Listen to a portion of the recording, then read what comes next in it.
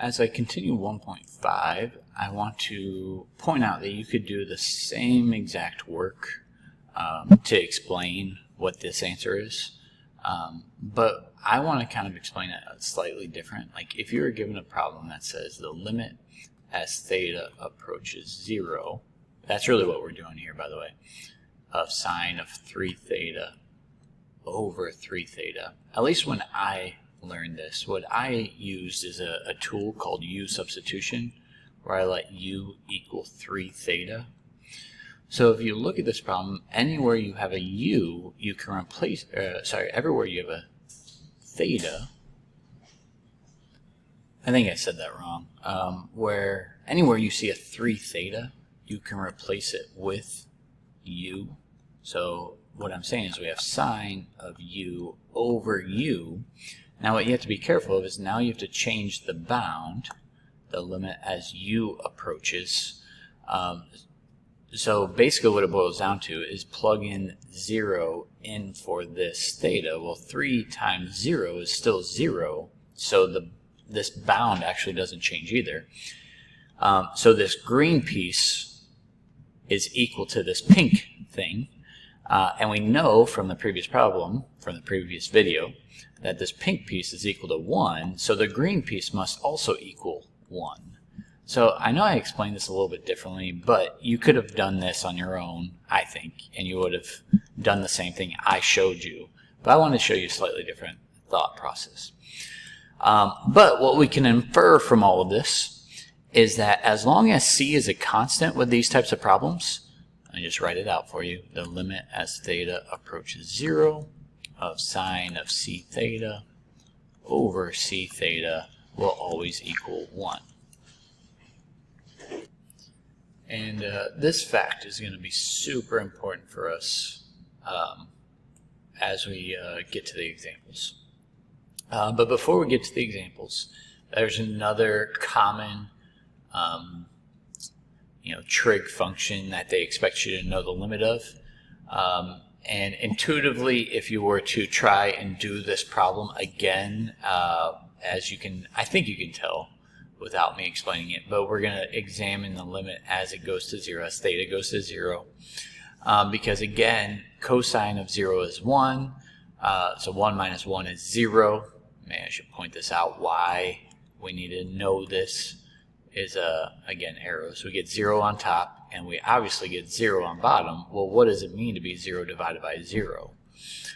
And that's what the graphing calculator is set up for. So mine's already saved in there. I'm just going to go back and change it. So just to insert, so second delete, 1 minus, and then that'd be done. Inserting, change that to cosine. I guess I forgot to mention before, you want to make sure that you're in radian mode, which calculus you should be in radian mode all year. And so we have it set up, 1 minus cosine of x over x. And then on your graphing calculator, go back to your home screen, and you can just do, because you already typed it in from before, the same things.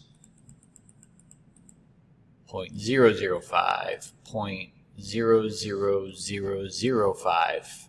This is scientific notation, so it's a positive value for the record. And this other one is also very, very, very small. So I'm just guesstimating here. I haven't actually counted how many zeros there are. Like you'd have to move the decimal over 5 times.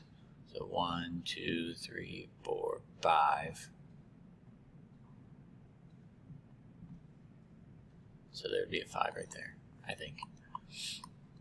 Again, I'm just guesstimating. But I think it's pretty evident that on the right side of 0, because these are positive values, we're getting smaller and smaller numbers, close enough to say that we're getting closer to 0. So as we examine on the left side, I'm not sure if they're positive or negative values, but we're going to look at them.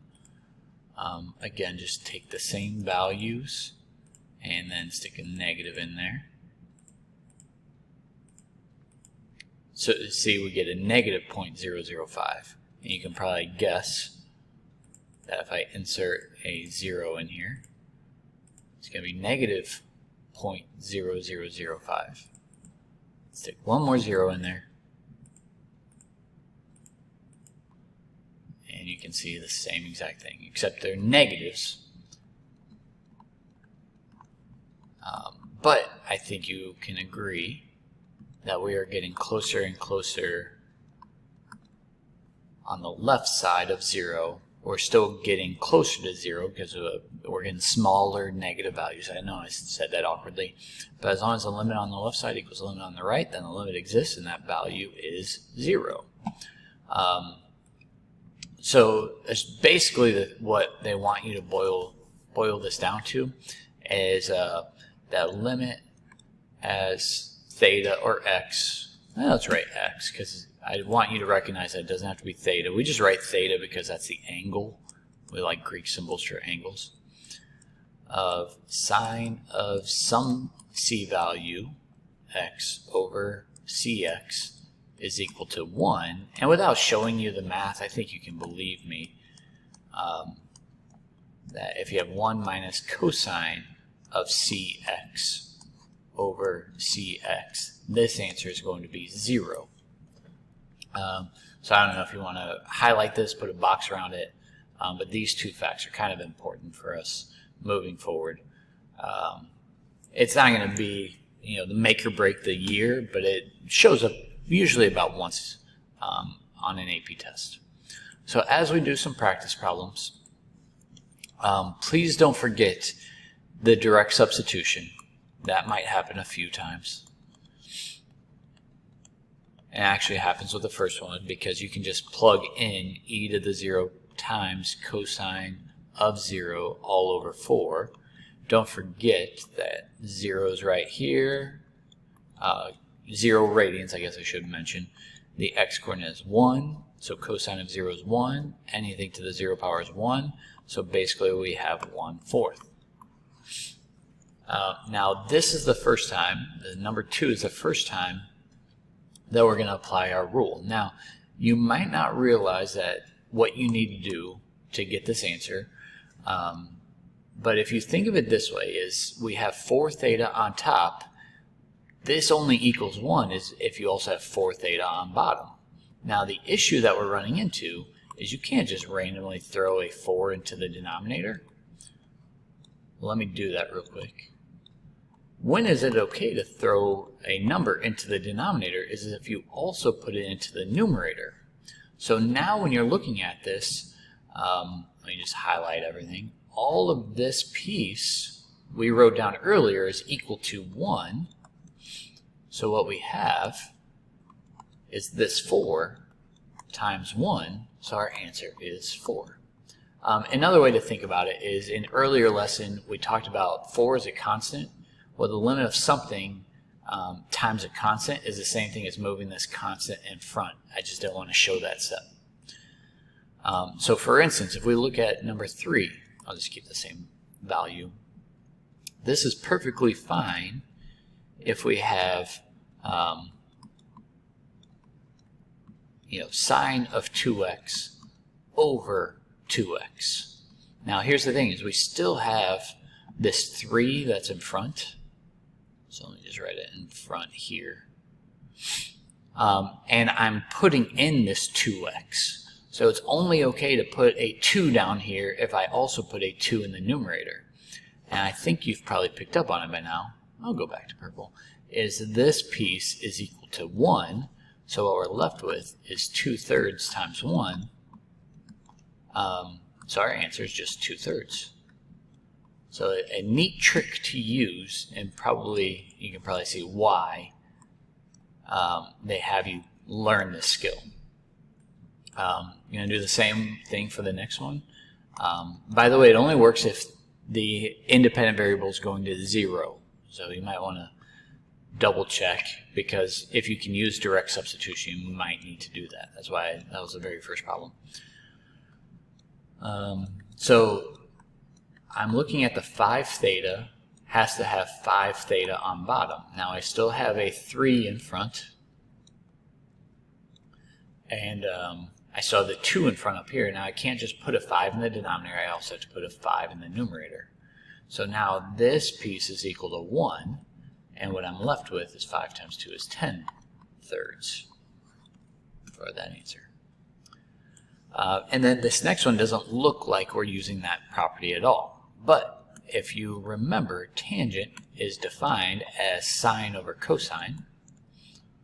So we have sine of theta over cosine of theta.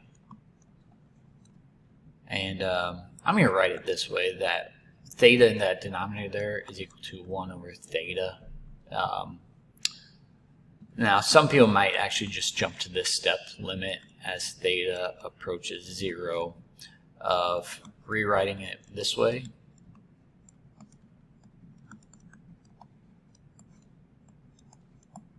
Because, I didn't want to write that. Because as you look at, so this is equal to this. I don't know why I wrote it wrong, but this piece is equal to 1. And anything times 1 is just that thing. That's a times, terrible times. But now I can plug in 0. Now I'm doing direct substitution. And we showed you earlier what cosine of 0 is. So it's that ordered pair for 0 radians. So we have 1 over 1 times 1, which equals 1 as this answer. So there's the work to explain that type of problem. So a few more problems just to make sure, because we haven't done any with the 1 minus cosine theta over theta. So to make this a little complicated for you, not sure if it even is, that you can factor out a 2.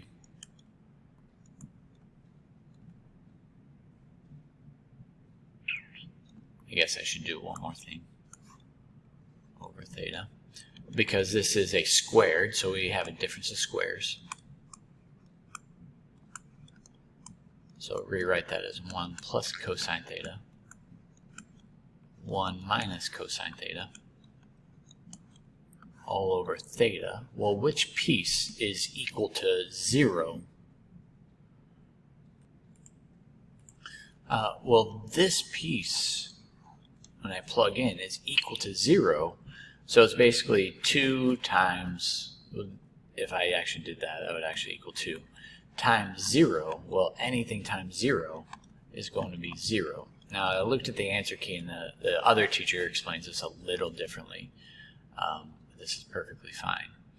Now, what I don't like about some pre-calculus curriculums is they expect you to know some of these other angle formulas. But what I would do is, you don't need to know this, is rewrite this problem as splitting it up. 1 minus cosine of theta over theta plus, and because I'm running low on time, I want to do, like, just rewrite limit as well of sine of 2 theta over theta. Because if you go back to your notes, and you can double check that this is correct, because if you have the same denominator, you can add the numerators, the denominator stays the same, and we can split up limits this way.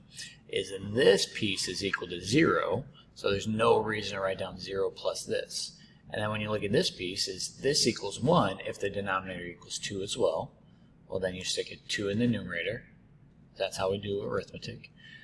So we're looking at just 0 plus 2 times this piece is equal to 1. And so our answer is just 2. And since I'm running out of time, I'm actually just going to jump to the answer key for the very last 2 answers and walk you through it. I'm so close to being done. I want to do it this way. So just like what I did before, is separate the 2 fractions. Now, I know this looks ugly because you add a typo here, but cosecant over cosecant will cancel. Theta over theta will cancel, so you're just left with 1 there. Now this, as you look at it, cosecant's a reciprocal of sine, so 1 over sine, and you can flip this to put into the numerator, so sine of theta over theta. So as you do your direct substitution for the left side, well, 0 is not substituting anywhere here, so it's just 1, and then this equals 1. And I don't know if I have enough time to explain this, but look through number 9. My video is almost done. I'm at my time limit. You should be ready to do the homework now.